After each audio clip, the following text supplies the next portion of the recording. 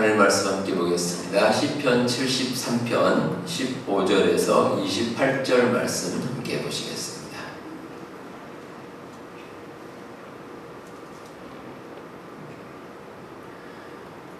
네, 하나님 말씀 찾으신 대로 한 절씩 교독하도록 하겠습니다. 내가 만일 스스로 이르기를 내가 그들처럼 말하리라 하였더라면 나는 주의 아들들의 세대에 대하여 악행을 행하였으리이다. 내가 어쩌면 이를 알까 하여 그것이 내게 심한 고통이 되었는데 하나님의 성소에 들어갈 때야 그들의 종말을 내가 깨달았나이다. 주께서 참으로 그들을 그런 곳에 두시며 내려게 하시니 그들이 어찌하여 그리 갑자기 황폐되었는가 놀랄 정도로 그들은 전멸하였나이다. 주여 사람이 깨는 우리는 흠을 물으시지 않으시니 주께서 하신 우리는 그들의 형상을 물으시지 않으시니 내 마음이 산란하며 내 양심이 찔렸나이다. 내가 이것이 무지함으로 저와 저의 주님이 내가 항상 주와 함께하니 주께서 내 오른손을 붙드셨나이다. 주의 교훈으로 나를 인도하시고 외에는 영광을 나누고 하늘에서는 주 외에 누가 내게 있으리요 땅에서는 주밖에 내게 사모할 이 없나이다. 내 육체와 마음을 죄하였나 하나님은 내 마음에 반성하시고 영원한 하나님이시다. 무릇 주를 멀리하는 자는 망하리니 음녀같이 주를 떠난 자를 주께서 다 멸하셨나이다. 하나님께 가까이 하니 내게 보리라. 내가 주 여호와를 나의 간증을 삼아 주의 모든 공격을 들어하나이다. 아멘. 네, 오늘도 함께 하신 여러분들 환영하고 또 축복합니다. 저는 휴가를 잘 마치고 지난 금요일에 시카고로 돌아왔습니다. 저희 아이들이 이제 학교 라이드를 해주고 함께 여행도 했는데요. 기도해 주시면 감사드리고 또 수고해 주신 모든 분들께도 감사의 말씀 드립니다. 자녀들이 어릴 때는 그렇지 않지만 나이가 조금 들게 되면 독립해서 살기를 원하는 자녀들이 많이 있습니다. 스스로 이제 삶을 개척하려는 마음도 있고 또 이제 간섭받지 않고 혼자 편하게 좀 살려는 그런 마음도 있습니다. 사실 뭐 집이 멀지 않은 곳에서 학교를 다니거나 아니면 직장 생활을 할 경우에는 함께 생활하는 것이 훨씬 더 좋을지도 모릅니다. 경제적으로도 그렇고 시간적으로 그렇고 여러 가지 면에서도 좋습니다. 그럼에도 불구하고 가능하면 독립해서 살려는 자녀들이 있습니다. 근데 중요한 것은 목적과 방향성입니다. 혼자 독립적으로 무엇인가를 해본다는 경험적인 측면에서는 참 좋은 시도입니다. 독립적으로 사는 것이 결코 나쁘지 않습니다. 어차피 이제 나중에는 언젠가 부모를 떠나야 하는데 미리 경험한다고 생각하면 그걸 이해하고 받아들일 수 있습니다. 하지만 반대로 좋지 않은 의도라면 막아야죠. 그런 것은 바람직하지 않습니다. 성경에 나오는 대표적인 사례가 잠언 1장 10절에서 19절에 기록된 말씀입니다. 악한 자들이 어떤 청년에게 강도짓을 하자고 제안을 합니다. 물론 직접적으로 이제 강도짓이라고 언급하지는 않고 별것 아닌 것처럼 이야기를 해야 됩니다. 하지만 결코 해서는 안 될 일입니다. 이에 대해서 청년의 부모가 아주 강력하게 말립니다. 내 아들아 그들과 함께 다니지 말라. 내 발을 금하여 그 길을 밟지 말라. 이렇게 간절하게 권면을 합니다. 그러면 이 부모를 떠나면 안 됩니다. 이럴 경우에는 결코 부모를 떠나는 것이 아니라 부모와 함께 하는 것이 반드시 필요합니다. 이렇게 부모의 품을 떠나는 것은 장단점이 있습니다. 그런데 그리스도인이 하나님을 멀리하는 것은 장단점이 없습니다. 무조건 안 됩니다. 한마디로 예외가 없습니다. 인간적으로 자녀들이 부모의 품을 떠나 사는 것과는 별개의 문제입니다. 우리가 하나님을 떠나는 것은 우리의 영적인 존재 의미를 부정하는 것이기 때문입니다. 그러면 제대로 된 삶을 이어갈 수 없습니다. 오늘 설교 제목이 하나님께 가까이 함이 내게 복이라 라는 제목입니다. 하나님께 가까이 하는 것은 나에게 복이 됩니다. 반대로 하나님을 멀리 하는 것은 복에서 떠나는 것입니다. 자, 그 이유가 무엇인지 오늘 몇 가지로 나눠서 함께 한번 묵상해 보도록 하겠습니다. 먼저 오늘 말씀이 주시는 교훈은 바르지 않은 것은 생각조차 하지 않아야 된다라는 것입니다. 15절 보시면 내가 만일 스스로 이르기를 내가 그들처럼 말하리라 하였더라면 나는 주의 아들들의 세대에 대하여 악행을 행하였으리다. 이게 이제 기록이 되어 있습니다. 이 말씀이 이해가 조금 어려운데 풀어서 설명드리면 이렇습니다. 하나님 보시기에 옳지 않은 생각을 품습니다. 그런데 그 생각을 이제 누구에겐가 발설하려고 하다가 그 순간에 멈춥니다.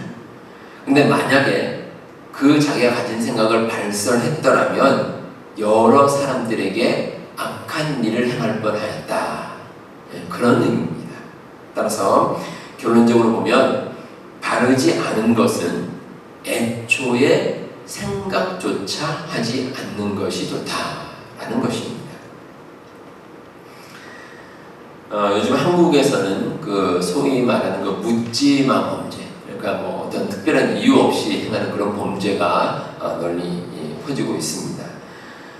이런 유의 범죄가 뭐 여러 곳에서 나타나고 있고 한국 사회에서 지금 아주 큰 문제가 되고 있습니다. 근데 이런 것에 대해서 경찰이 단호하게 지금 대처를 하고 있습니다. 실제로 실행에 옮길 우려가 있는 경우에는 구속영장을 청구하고 그렇지 않은 경우에도 최대한 법적인 제재 조치를 취하려고 하고 있습니다. 그 이유는 이 모방 범죄로 번질 우려도 있고 또 그로 인해 일반 국민들이 겪을 정신적, 물질적 피해가 크기 때문입니다. 그런데 미국에서는 이런 범죄에 대해서 상당히 엄격합니다. 누군가를 해치려는 마음을 표현했다는 것만으로도 아주 큰 죄로 다루고 있습니다. 예전에 제가 잘 아는 어느 분의 자녀 가운데 초등학교 1학년 자녀를 둔 분이 한 분 계셨습니다. 한 번은 초등학교 1학년 그 아이가 장난이겠죠. 초등학교 1학년 아이가 뭘 알겠습니까? 장난으로 이제 그 종이에다가 친구에게 내가 너를 가만히 두지 않겠다. 뭐 이런 식으로 글을 썼다고. 그래서 그 친구 이제 줬습니다. 그런데 그 일로 인해서 학교가 발칵 뒤집혔습니다. 경찰이 출동을 하고 그 아이가 분리 조치를 당했습니다. 그리고 아이 부모님이 그 후로도 수시로 조사를 받아야 됐다고 그렇게 이야기를 들었습니다. 그래서 그건 물론이고 또 그 학생이 했던 그 아이가 했던 기록이 오랫동안 학교 기록에 남아서 아주 힘들었다고 그 부모님이 하신 말씀을 제가 들었습니다. 우리가 평소에 가진 생각은 우리 자신도 모르게 행동으로 이어질 때가 있습니다. 그래서 바르지 않은 생각이라면 처음부터 품지 않는 것이 좋습니다. 사람은 자신의 생각을 완전히 통제할 만큼 대단한 존재가 아닙니다. 그래서 이와 관련된 고사성어도 많이 있습니다. 견물생심이란 말이 있죠. 우리가 어떤 물건을 보게 되면 욕심이 생긴다 이런 뜻이고 또 이와 비슷하게 길이 아니면 가지 말라 그런 말도 있습니다. 이제 바른 길이 아니라면 애초에 갈 생각을 접는 것이 좋습니다. 조금이라도 여지를 남겨두면 더더욱 그렇습니다. 특별히 우리 그리스도인들이 그렇습니다. 하나님 보시기에 바르지 않은 것이라면 처음부터 마음을 접는 것이 좋습니다. 그래야 우리가 바른 길을 갈 수 있습니다. 창세기에 보시면 사탄이 하와에게 이제 선악과를 도저히 유혹을 합니다. 이제 선악과를 보여주면서 괜찮다라고 말하는데 이때 하와의 마음을 잘 표현한 구절이 나옵니다. 창세기 3장 6절에 여자가 그 나무를 본즉 먹음직도 하고 보암직도 하고 지혜롭게 할 만큼 탐스럽기도 한 나무인지라 이런 말씀이 나옵니다. 하와가 처음부터 아예 무시했을 때는 몰랐는데 선악과를 한번 보니 마음이 움직이는 겁니다. 세상에는 해서 후회하는 일도 있고 하지 않아서 후회하는 일도 있다고 합니다. 직업을 선택하는 것이나 또 아니면 결혼을 하는 것이나 뭐 다양한 분야에서 그 사례를 찾습니다. 근데 이렇게 사람들이 상반된 경우에 대해서 각각 후회하는 이유가 무엇이겠습니까? 그만큼 다양한 결과가 나오기 때문입니다. 어떤 일에 대해서 뭐 어떤 결과가 나온다고 딱 정해진 게 아닙니다. 사람마다 다르고 또 케이스마다 다릅니다. 그래서 결론이 다양합니다. 하지만 하나님 보시기에 바르지 않은 생각은 결과가 하나입니다. 실패이고 패망입니다. 그래서 우리가 이런저런 생각을 할 이유가 없습니다. 여러분들 이 진리의 말씀을 꼭 기억하시기 바랍니다. 우리 마음 가운데 하나님 보시기에 바르지 않은 것이다 라는 판단이 들면 그 마음을 접어야 합니다. 그 마음을 꼭 접으시고 늘 바른 생각을 품고 살기를 원하시는 우리 성도님들 되시기를 바랍니다. 우리가 이렇게 바르지 않은 것을 생각조차 하지 않는 것, 이런 마음을 품었다면 우리가 해야 될 것이 있습니다. 하나님을 만나는 것입니다. 우리가 하나님을 만나는 가장 중요한 이유는 하나님을 만날 때 진리를 볼 수 있기 때문입니다. 17절에 보시면 하나님의 성소에 들어갈 때야 그들의 종말을 내가 깨달았나이다, 이런 말씀이 기록되어 있습니다. 시편 저자는 하나님을 만났을 때 악한 자의 종말을 깨달을 수가 있었습니다. 하나님 앞에서 하나님을 만나고 진리가 무엇인지 분명히 알게 된 것입니다. 어떤 분야든지 소위 말하는 그 전문가 또 뭐 대가 이런 사람들이 있습니다. 근데 이런 대가들의 특징은 어떤 분야에 있어서 큰 방향성을 잡아준다는 것입니다. 그래서 그런 분들이 하는 한마디, 그러니까 툭 던지는 한마디가 일반인들에게는 좀 큰 어떤 방향성을 잡는 팁이 됩니다. 그 예전에 이제 주식 투자로 유명했던 그 워렌 버핏이라는 분이 계십니다. 이분이 이제 90이 아주 넘은 그런 나이인데, 그럼에도 예전이죠. 지금은 아마 하지 않는 것 같은데, 그 식사하는 것을 이제 경매에 붙여서 한번 이제 했던 적이 있습니다. 그래서 여러 사람들이 그 워렌 버핏과 한 끼 식사를 하기 위해서 많은 돈을 지불하고 또 그 돈은 이제 자선 사업을 통해 이제 사용되는 그런 일이 있었습니다. 지난 2022년에는 무려 1,900만 불, 어마어마한 돈이죠. 1,900만 불에 낙찰이 됐다고 합니다. 근데 사람들이 그렇게 많은 금액을 지불하면서까지 워렌 버핏을 한번 만나보라는 이유가 있습니다. 말을 잘 이제 경청을 하고 어떤 중요한 방향성을 잡으면 삶에 큰 도움이 되기 때문입니다. 그러니까 학문도 그렇습니다. 학문의 핵심을 다룬 아주 기초적이고 기본적이고 아주 중요한 과목이 있습니다. 그걸 잘 다져놓지 않으면 그 다음 스텝으로 나갈 수가 없습니다. 미국 학교에서 이제 과목마다 번호가 있는데 101이라고 그러죠. 101이 제일 기본입니다. 그 과목을 잘 들어야 그 다음 단계의 과목을 제대로 들을 수가 있습니다. 신학이나 성경 공부도 그렇습니다. 우리 교회에서 이제 아가페 아카데미로 이제 성경 공부를 하고 있는데, 이제 제가 부임하면서 시작을 했습니다. 그러니까 지금 한 6년에서 7년 정도 시간이 지났는데, 아마 처음부터 저와 함께 성경 공부 하셨던 분들은 아마 아실 겁니다. 처음에 시작한 기초반이 있습니다. 기초반에서는 성경 개관을 이제 다루고 또 기본적인 기독교 교리를 다룹니다. 그러니까 우리가 믿는 하나님은 과연 어떤 분이신가, 또 하나님께서 하시는 말씀은 어떤 것인가, 가장 기본적인 내용을 우리가 공부를 합니다. 그래서 그 기초를 잘 배우는 것이 무엇보다 중요합니다. 우리 각자의 인생으로 방향을 바꿔보면 우리 인생의 기초와 핵심이 무엇인가? 결국 하나님을 만나는 것입니다.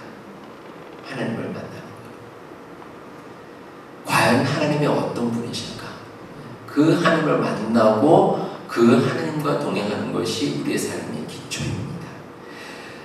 우리가 일단 하나님 만나면 우리의 영적인 눈이 열립니다.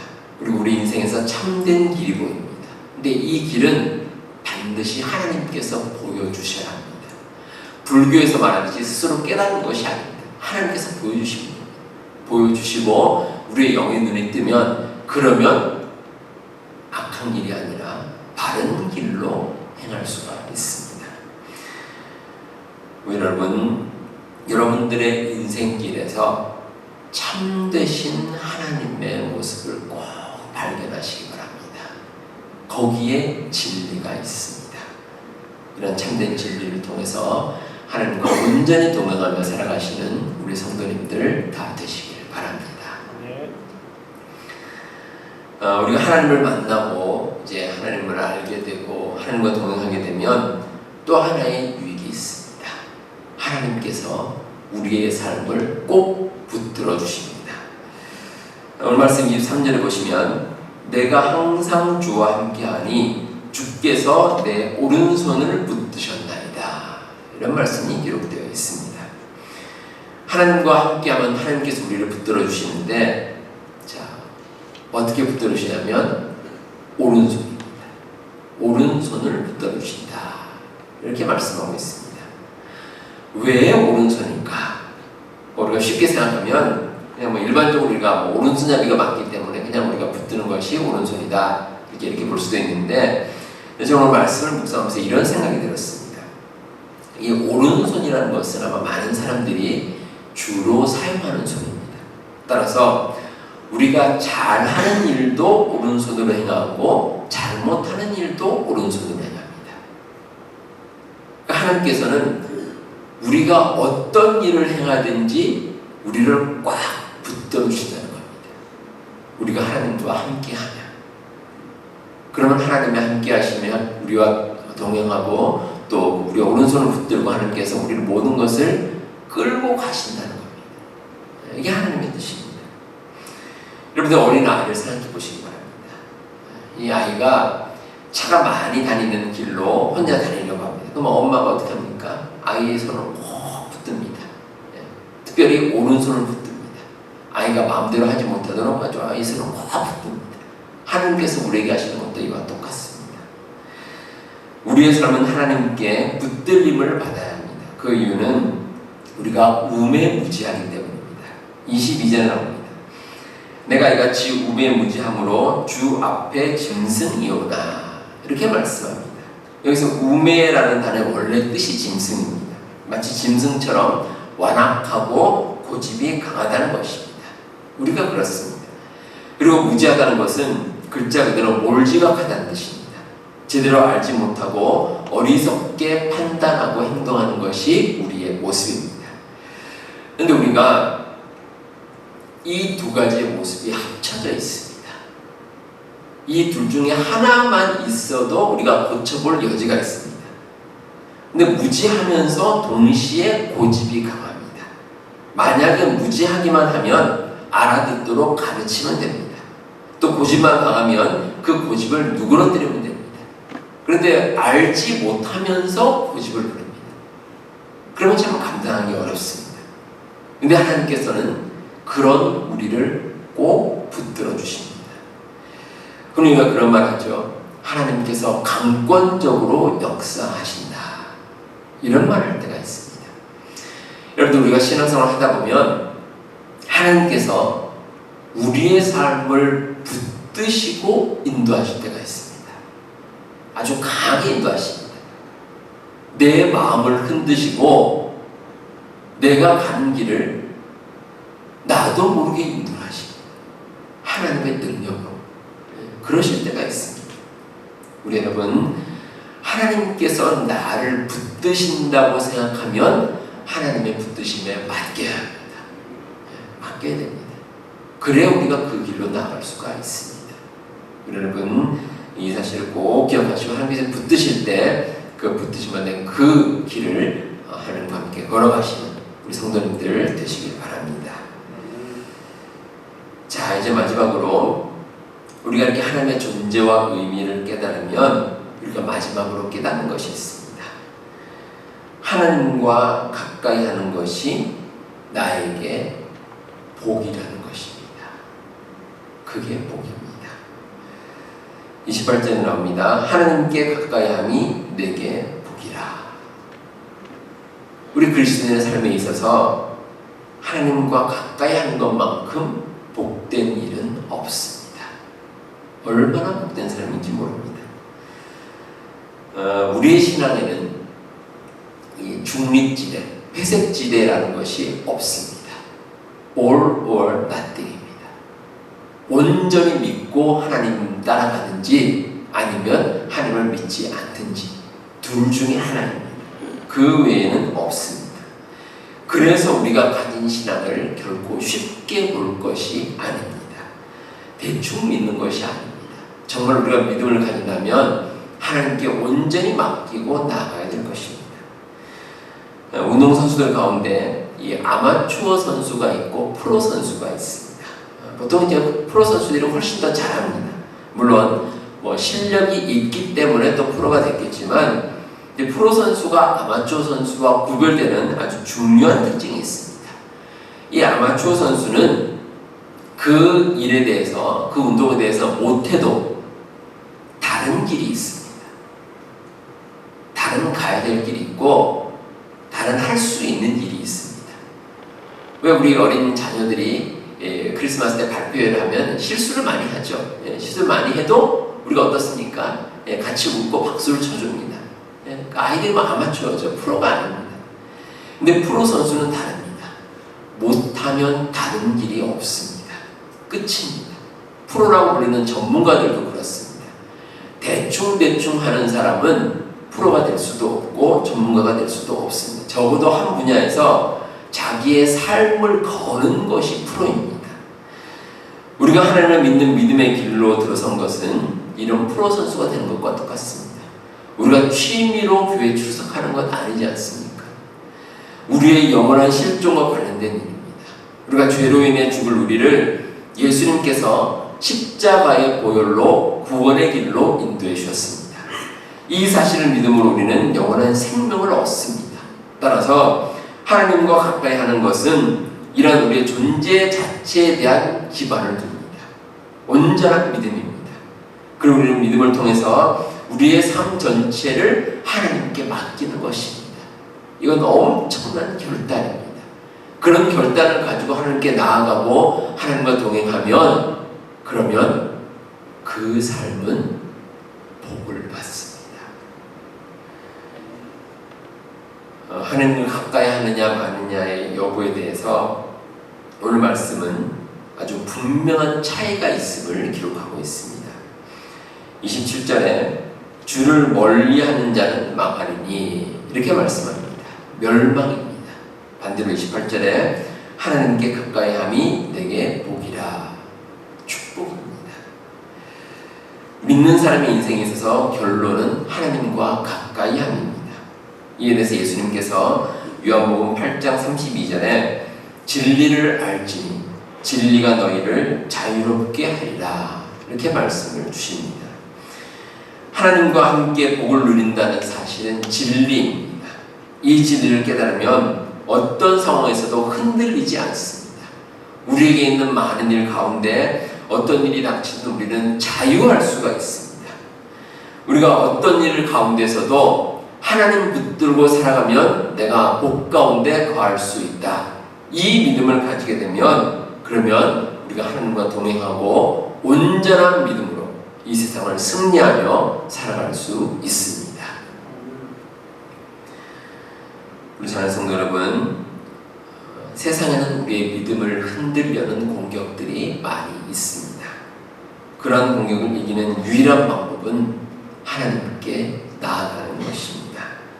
그러면 하나님께서 우리를 반드시 붙드시고 우리를 지켜주십니다.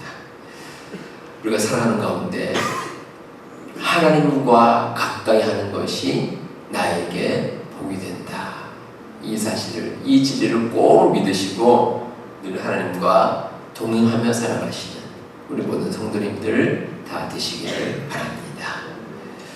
이 시간 우리 함께 찬양 같이 부르도록 하겠습니다. 오직 예수뿐이네. 함께 다 같이 찬양하겠습니다.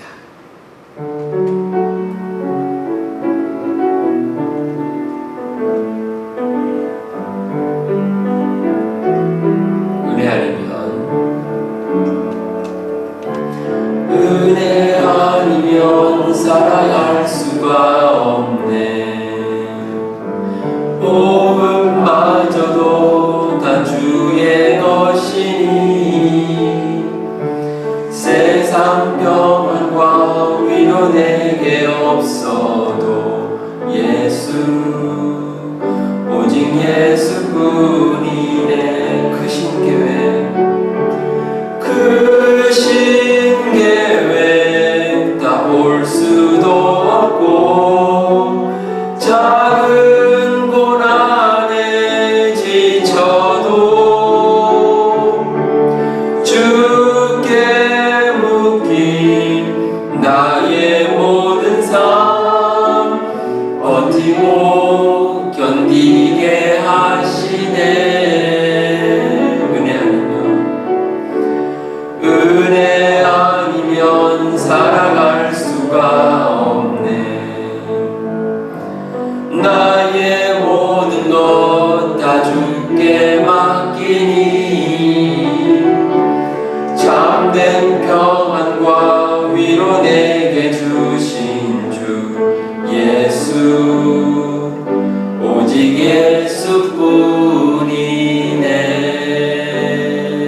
예수뿐이네. 기도하겠습니다. 하나님 아버지 감사합니다. 저들을 주의 자녀로 삼아주시고 하나님의 은혜 가운데 날마다 거하게 하심을 감사드립니다. 하나님만이 우리 인생의 주인 되심을 늘 고백하며 살게 하여 주옵소서.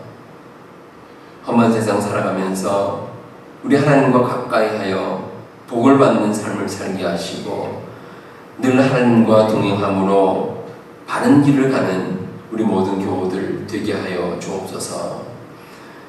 이 시간에도 엎드려 기도하는 우리 교우들의 기도를 들으시고 응답하여 주옵소서. 간절한 마음의 소원을 이루어 주시고 특별히 우리 교우들 건강을 지켜주시고 또 모든 생업 가운데 함께 해주셔서 저들의 삶이 형통하게 하시고 하나님 보시기에 온전한 삶을 살아가는 우리 모든 교우들 다 되게 하여 주옵소서. 예수님 이름으로 기도하옵나이다. 아멘.